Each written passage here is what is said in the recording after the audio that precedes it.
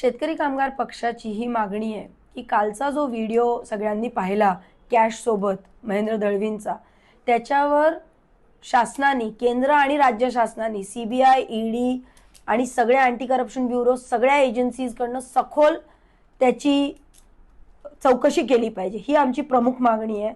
ते व्हिडिओ खरा खोटा वेगळी गोष्ट आहे, पण सखोल चौकशी तर नक्कीच झाली पाहिजे. आणि हे बघतात ना आमची पार्श्वभूमी काय, ही यांची पार्श्वभूमी. सगळ्यात जास्ती महाराष्ट्रात गुन्हे असलेला कोणी आमदार असतील तर हे घरगुती हिंसाचारापासून यांच्यावर या ठिकाणी गुन्हे दाखल आहेत. तिसरं म्हणजे यांची काही हिस्ट्री, फार पार्श्वभूमी काय लपलेली नाहीये. यांची बायको मागच्या वेळेस तुम्ही व्हिडिओ पाहिला, व्हायरल पण केला महाराष्ट्राने, नुसतं 50 खोके म्हटली तर ह्यांचीच कॅश बॉम्बवाल्यांची बायको धावत आली माझ्या अंगावर. एका ठाकूर बांधवाच्या शिक्षण अधिकाऱ्यांना मारहाण सुद्धा या मंडळींनी केलेली आहे, ह्याचे सुद्धा व्हिडिओचे पुरावे. आज तुम्हाला अजून एक खळबळजनक पुरावा मी दाखवते. हे बघा, भरतशेठ गोगावले, कॅश बॉम्ब नंबर 2.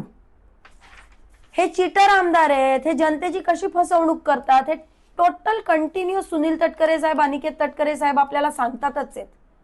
काहीतरी बघतं दिसतं म्हणूनच तर ते आपल्याला सांगतात ना. आणि तिसरं म्हणजे आमच्या मतदारसंघात ही कंटिन्यू खुसबूज आहे. सगळीकडे कामं अर्धवट आहेत. कॉन्ट्रॅक्टरना विचारलं की का काम केलं नाही, का अर्धवट ठेवलं, तर ते बोलतात आमदाराच्या कमिशननी आम्ही दबलेलो आहोत, नुसते हप्ते आणि कमिशन या ठिकाणी आम्हाला मानले जातात. माझी मुख्यमंत्र्यांना आणि महाराष्ट्र शासनाला विनंती आहे, कधी थांबणार?